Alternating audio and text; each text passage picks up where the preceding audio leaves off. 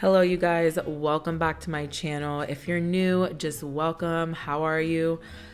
I am Noelle, and I am a homemaker, mother of three. I just had a baby about 3 months ago, and I do a lot of content with thrifting, homemaking, cooking from scratch, and all of that really good stuff. Anyway, I thought I would take you along with me today in the kitchen. It is a heavier day in the kitchen. I do spend probably 90% of my time in the kitchen when it comes to my home. It truly is the heart of our house. And I thought we would chat a little today as I am doing things in the kitchen, explaining a little bit of what's going on and some of that process, as well as just, chatting about life and maybe a certain topic. I was thinking we could talk about tradwives. Now, I know this is a very hot topic right now in the homemaking community, and I have been asked if I'm a tradwife, and I thought it would be fun to explore. I have the baby with me while I'm doing the voiceover, of course. Is that right, Nora? So starting out today in the kitchen, I am going to take out some meat. I'm going to prep dinner and get this meat cooking. I have some pork shoulder that I'm going to turn into a pulled pork sandwich. I want to get it going. I'm gonna do a very simple, easy dinner tonight, and I want to make sure that I have it going because otherwise, it's not going to be done in time. It needs to sit on the stove for a while. I'm smelling it because they packed it in some weird, I got it from the deli from my local grocery store, and it smelled like fish. They put it in like fish wrapping, and it's not fish. So it has to be the wrapping paper that they use. It smells like straight up fish. Anywho, anyway, I'm seasoning the meat really well because you need to do this. Like, you cannot have non-seasoned meat. That is not good. I would recommend to sear it on both sides, but I didn't this day. I just wanted to get it in the pot, but I recommend to sear it. It gives a really good flavor when you sear the meat before you put it in a little bit of water and then put it on low. And then we'll shred it up later and turn it into pulled pork for our sandwiches or our sliders, for our pulled pork sliders. I'm kind of just opening the house. It's pretty early in the morning, turning on the lights, and now I'm actually gonna already stop for a nursing session because I am constantly nursing around the clock, and I already put my apron on, but it's time to take off the apron because I need to nurse, and that is okay. There is many interruptions throughout my day as I kind of go through my workflow of homemaking.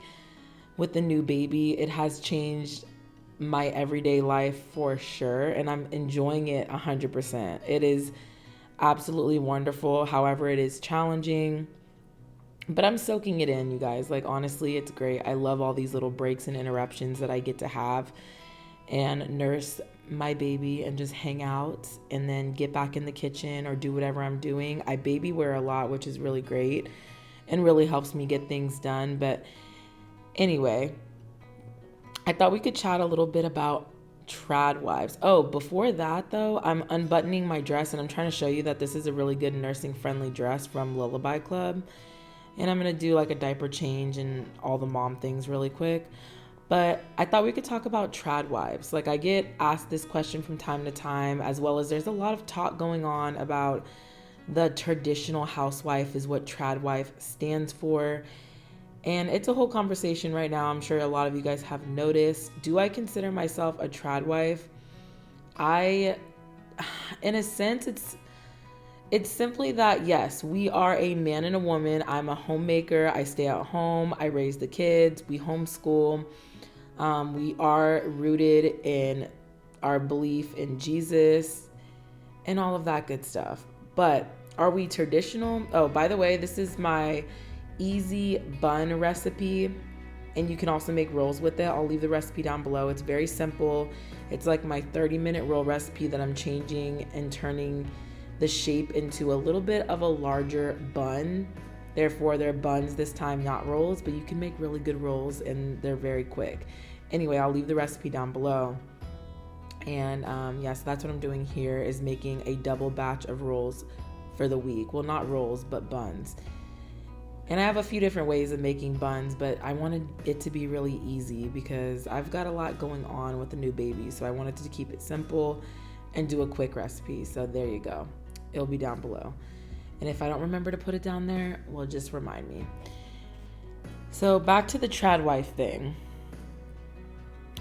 Yes, we're traditional in a lot of ways, but we are not very traditional in a lot of sense. So for instance, my husband, he is the one that makes the money, but I'm the one that manages it and, makes sure that it goes where it needs to, and saving and spending it on whatever we need to spend it on, and paying the bills. That's me. I manage all the money, and that's because my husband wants me to. He doesn't care to do any of that stuff. Look at this dough, by the way. This dough is such a beautiful dough once it comes together with that beautiful butter. Anyway, so I manage the money and the bills because that's what he wants me to do. We are not very traditional in that kind of sense because back in the day, the men provided as well as they paid all the bills. The woman didn't have to worry about any of that stuff. She didn't work. She stayed home with the kids, and, it was just traditional in that way.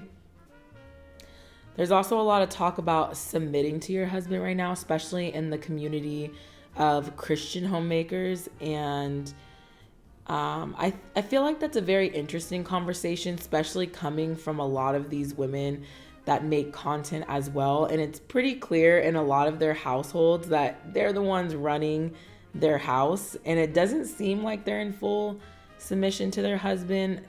Now, what do I think about when it comes to submission as a Christian or whatever religion you want to say? I don't really claim a religion, to be honest, or a denomination. I am still very much on that spiritual journey. I was raised Catholic.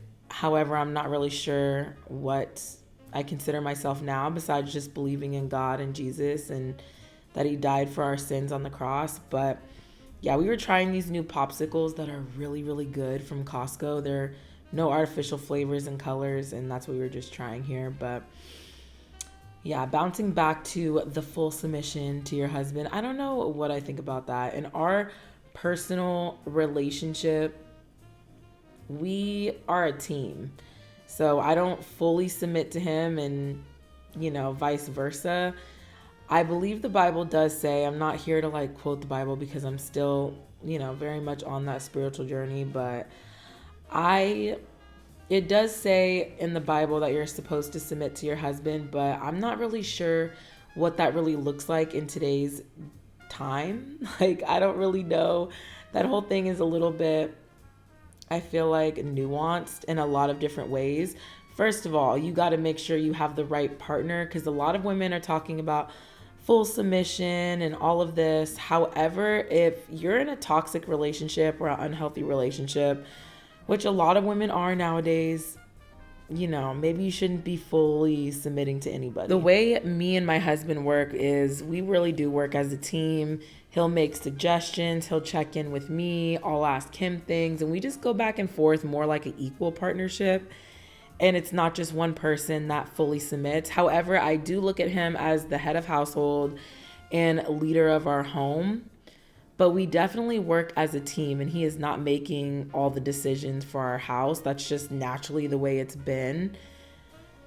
So I really would not consider ourselves traditional in a lot of ways. So I guess the answer to that whole tradwife question is, do I consider myself a tradwife, or do I identify as a tradwife? And I definitely don't think so, for many reasons, like I kind of just explained, the whole submitting thing, as well as we have traditional roles in the fact, like I said, I stay home with the kids, I homeschool, I take care of the home, I make most of the meals, but my husband does some cooking too. It's not always just me, which is really nice. I can sometimes pass the baton to him when it comes to cooking. I put milk on these buns so it can get nice and brown. That's a really good baking trick, by the way.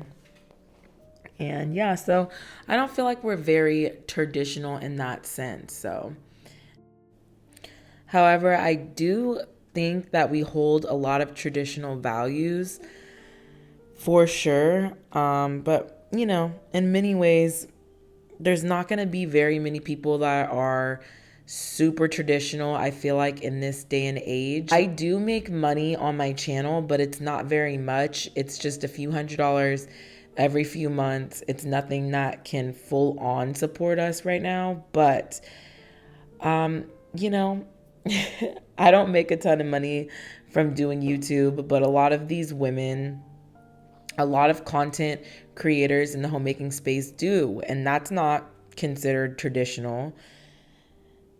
More like modern day homemaking kind of stuff. And also on the tradwife topic, a lot of women that are considered tradwives, like Nara Smith or Ballerina Farms or Milena Ciciotti, Delilah Lepke, like so many. Yes, we are name dropping in this video. I have, you know, no no ill against those women. I love their content as well. But there's something that I want you guys to remember when consuming homemaking content and tradwife content. You know, not that there's anything wrong with it. If you're happy and that's the lifestyle you want to live, so be it. Really no judgment here. I just want you guys to remember that none of those women that I just named, or really anybody online that's making quote unquote homemaker tradwife content, whether they resonate with the label tradwife or not, all of those women are making a large amount of income from their videos and their content. So it's more like cosplaying the tradwife, because tradwives back in the day, maybe 50s, 60s, they might have had some side hustles, but they were not fully making a whole bunch of money online.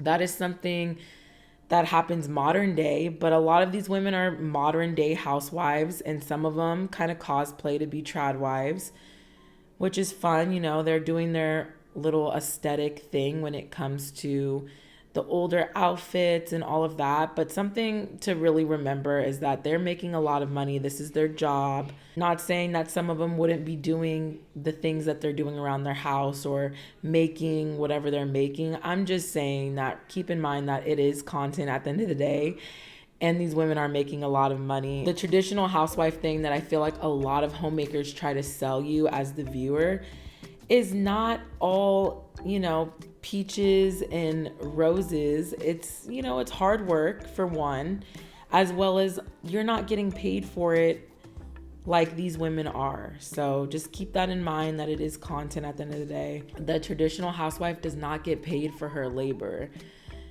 So I don't know. I just wanted to have a little chat about that and kind of clear the air. But yeah, I don't consider myself a traditional housewife. I'm making some brownies here. I did a little session of dishes because, you know, with all this work in the kitchen that I have to keep up on the dishes, I do not like them to pile up. My very delicious chewy brownie recipe, it's pretty simple.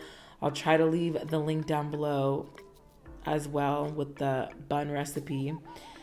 Very yummy, very rich. If you like rich brownies, this recipe is for you. They're nice and chewy and soft, and they're honestly really, really good. It's really fun to make a nice little sweet treat. We don't do this every single night, but you know, we like to always have a sweet treat on hand to go to if we are feeling a little sweet. You know, I'm putting some chocolate chips on top just to give it a little bit of extra chocolate. And then I'm showing my little seedlings that are just doing really well underneath my kitchen lamp, as well as in my little window. We've been growing a lot of things from seed this season, and it's been really, really fun. This is our first year where we're gardening on our back patio, and it's been a whole experience, a whole little journey that we've been loving, doing our little homesteading thing in our city/country house, because we live right outside. We live in the city, but we also live like 2 minutes down from the country. So it's a really funny balance how that is. You kind of get the best of both worlds.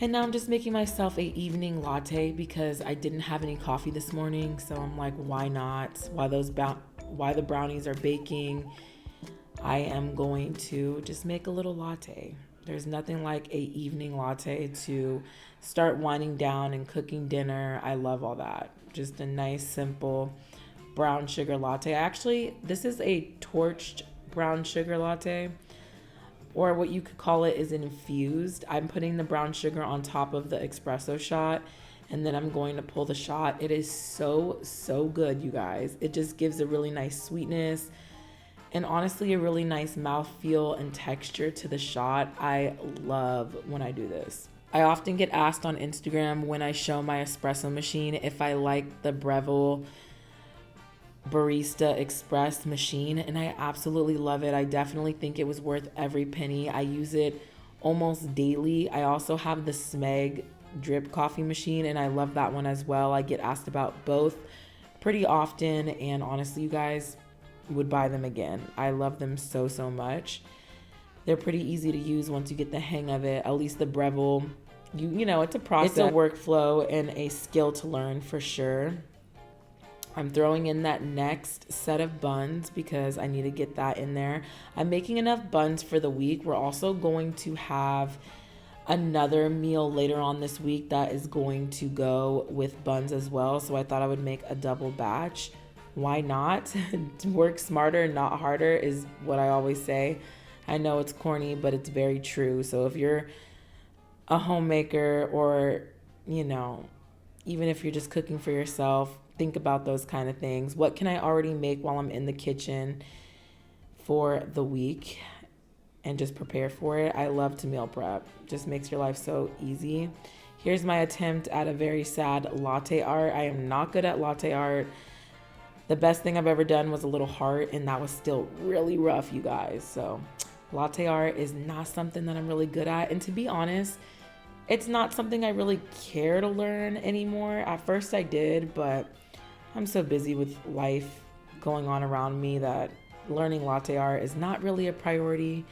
And my friends at my local coffee shop are always trying to show me, and I'm not good at it yet. So maybe one day I'll keep trying to practice. But until then, it's the little coffee swirl that I'm going to keep doing because it's just simple and somewhat pretty. The brownies are done and cool. Now I'm just going to cut off the edges of the brownies. This is so unnecessary, but honestly, why not? I like to have a pretty nice clean cut brownie. Don't worry, we save the crunchy sides because those are delicious, and eat them on the side and then cut like a nice even brownie piece. Now, to be honest, we don't do this all the time. Just sometimes when I'm feeling like I want a more clean cut brownie.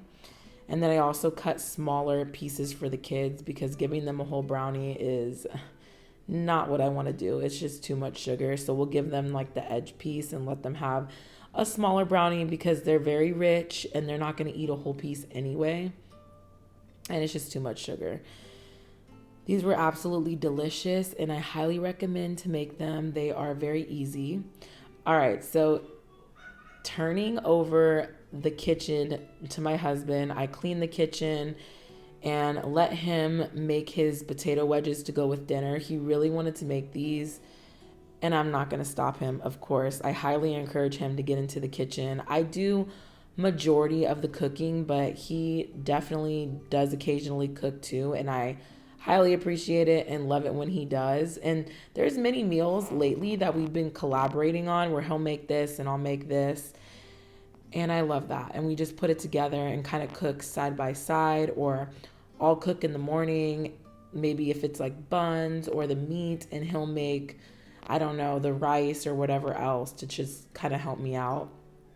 Because like I said, there's a lot of nursing breaks that have to happen. So I am really grateful for any help that I can get around the house when he's not busy away from the home and doing all the things he needs to do.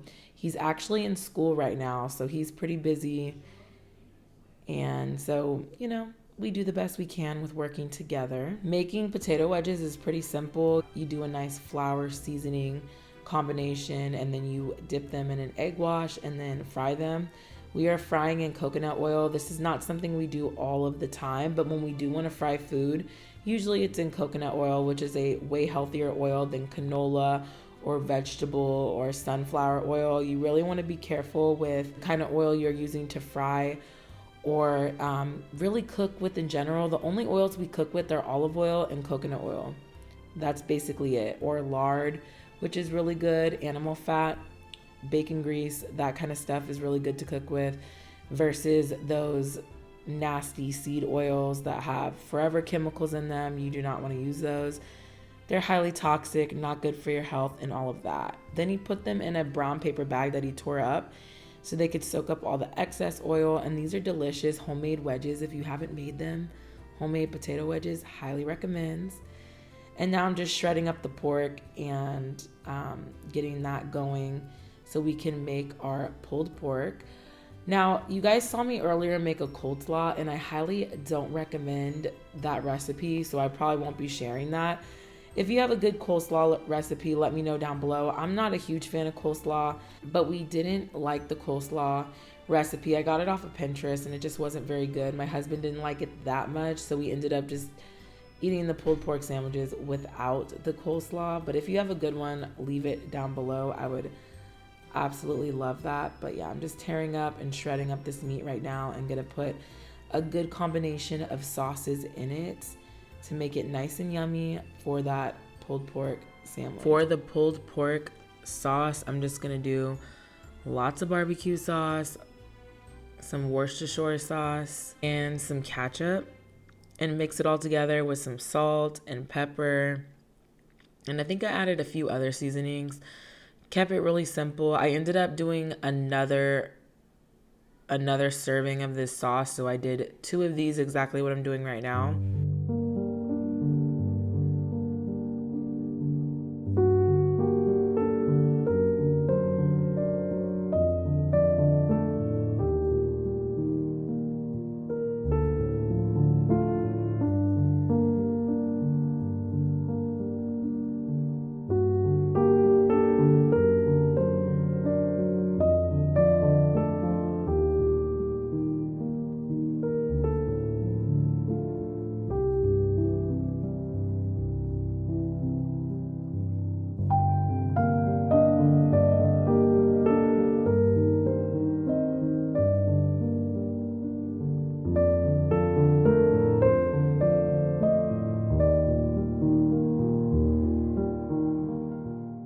So we ended up wrapping up the night with cleaning the kitchen and enjoying a brownie with vanilla bean ice cream from Tillamook on top. Very good. Such a good treat at the end of the night.